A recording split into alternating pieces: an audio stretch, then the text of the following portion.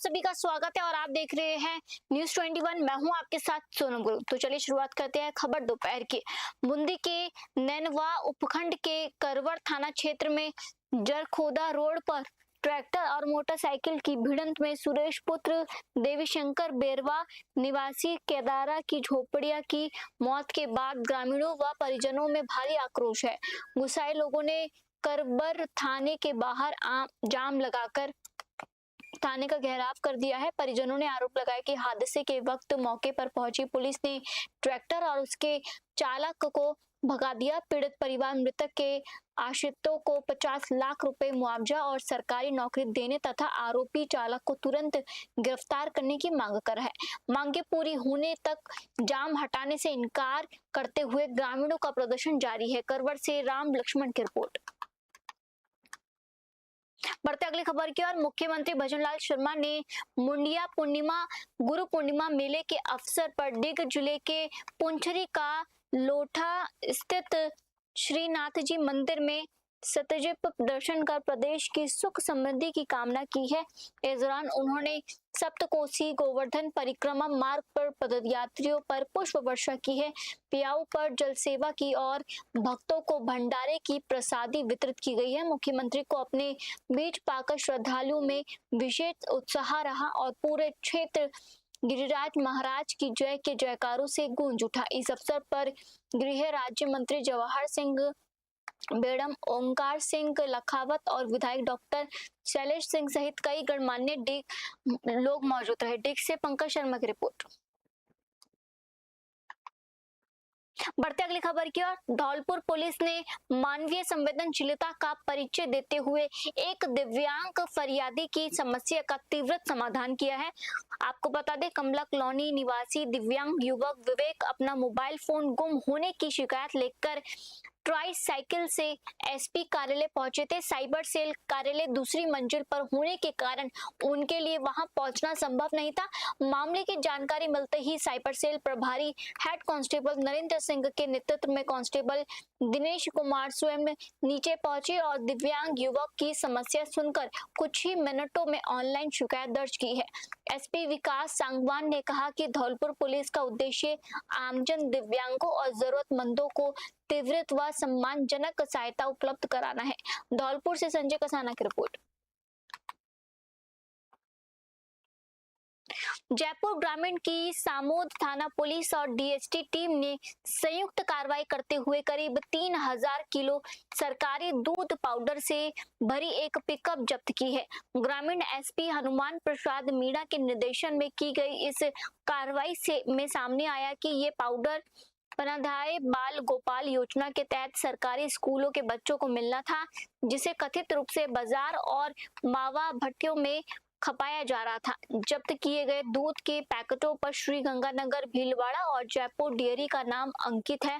गौरतलब है कि अप्रैल माह से कई सरकारी स्कूलों में बच्चों को दूध नहीं मिलने की शिकायतें सामने आई थी। पुलिस ने कुछ संदिग्धों को हिरासत में लेकर पूछताछ शुरू कर दी है और इस अवैध नेटवर्क के प्रमुख सरगनाओं की तलाश की जा रही है। जयपुर ग्रामीण से राहुल जोशी की रिपोर्ट।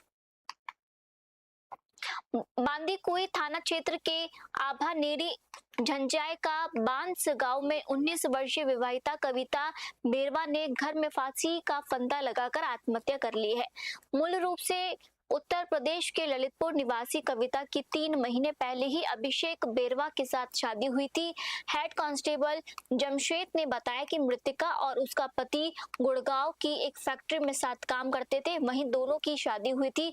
घटना के समय पति गुड़गांव में था और सास ससुर मजदूरी पर गए थे। शाम को लौटने पर घटना का पता चला। पुलिस ने शव को उप जिला अस्पताल की मॉर्चरी में रखवाया और परिजनों को सूचना दे दी है। पोस्टमार्टम के बाद आत्महत्या के कारणों की जांच शुरू कर दी गई है। बांदीकुई से गुमान मीणा की रिपोर्ट। मुख्यमंत्री भजनलाल शर्मा हेलीकॉप्टर से भरतपुर के एमएच से कॉलेज ग्राउंड स्थित हेलीपैड पर पहुंचे। यहां से वे मुंडिया पूर्णिमा यानी गुरु पूर्णिमा के अवसर पर आयोजित धार्मिक कार्यक्रमों में भाग लेने के लिए शहर के प्रसिद्ध बड़े हनुमान मंदिर लुदवाई के लिए रवाना हो गए, जहां वे गुरु वंदना कर प्रदेश की सुख समृद्धि की कामना करेंगे। भरतपुर से खास रिपोर्ट।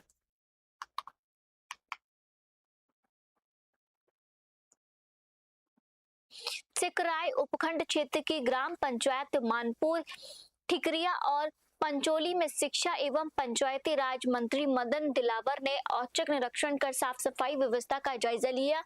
इस दौरान ग्रामीण महिलाओं ने मंत्री के सामने व्यवस्थाओं की पोल खोलते हुए बताया कि गांव में कोई सफाई कर्मचारी नहीं आता और रास्तों में कीचड़ भरा रहता है। निरीक्षण के दौरान जब मंत्री ने सफाई कर्मचारियों से बातचीत की तो भ्रष्टाचार की परतें उधड़ गई।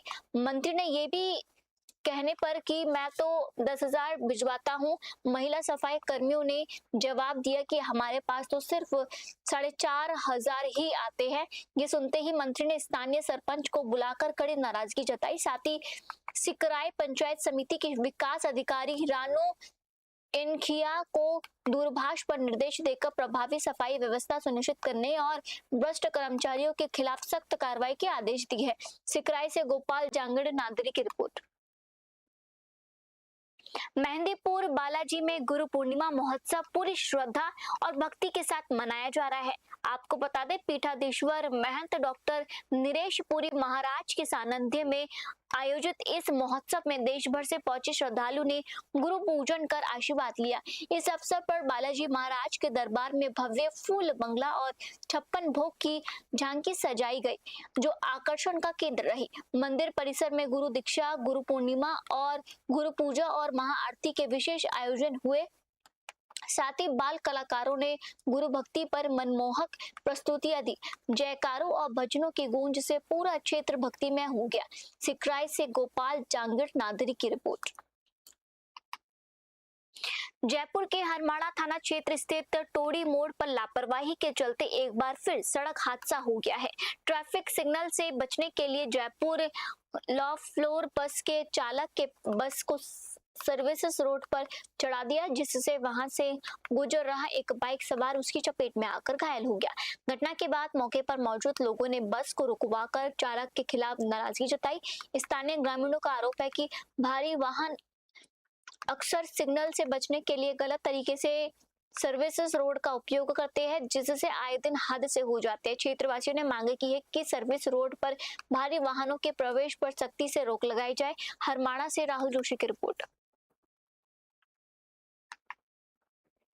गुरु पूर्णिमा के पावन अवसर पर गुलाबी नगरी जयपुर के आमेर क्षेत्र स्थित शिव भक्ति धाम में श्रद्धा और आस्था का अनूठा संगम देखने को मिला है।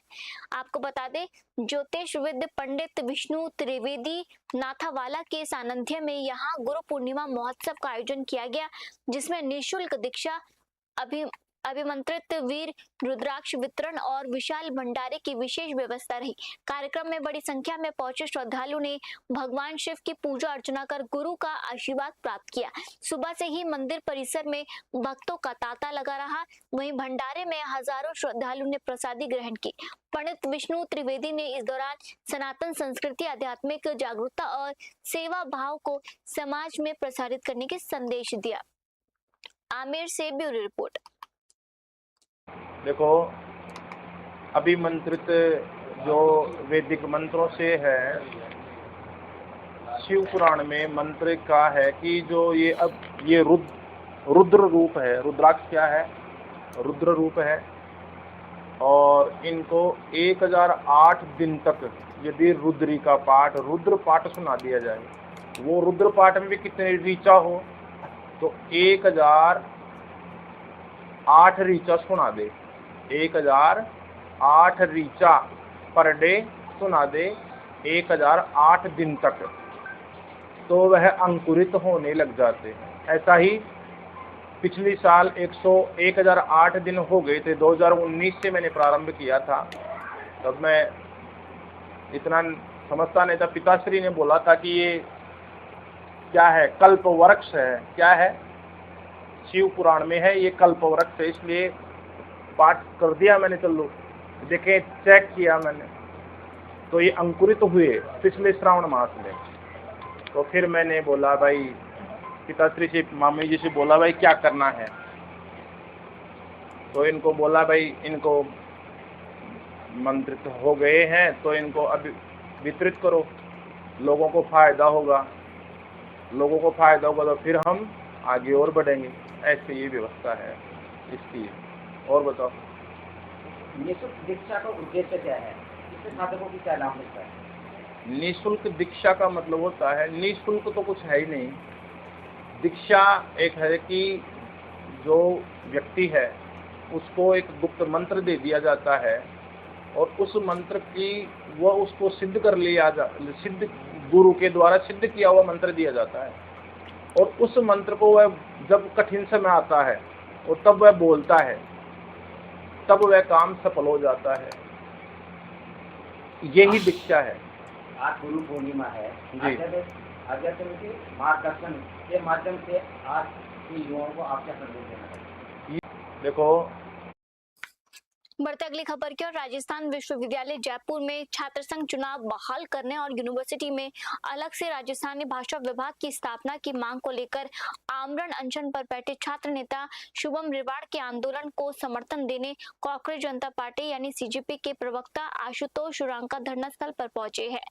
इस दौरान आशुतोष शुरांका ने प्रदेश सरकार और विश्वविद्यालय प्रशासन पर तीखा हमला बोलते हुए कहा कि राजस्थान में छात्र संघ चुनाव न कराना छात्रों के लोकतांत्रिक अधिकारों का हनन है। उन्होंने स्पष्ट शब्दों में कहा कि राजस्थानी भाषा के आत्मसम्मान और छात्र हितों की इस लड़ाई में सीजेपी पूरी मजबूती से छात्रों के साथ खड़ी है। लगातार जारी अनशन के बीच समर्थन मिलने से यह आंदोलन और अधिक तूल पकड़ता जा रहा है। जयपुर से ब्यूरो रिपोर्ट। फिलहाल आज के बुलेटिन में इतना ही और आप देखते रहिए न्यूज़ 21। जय हिंद।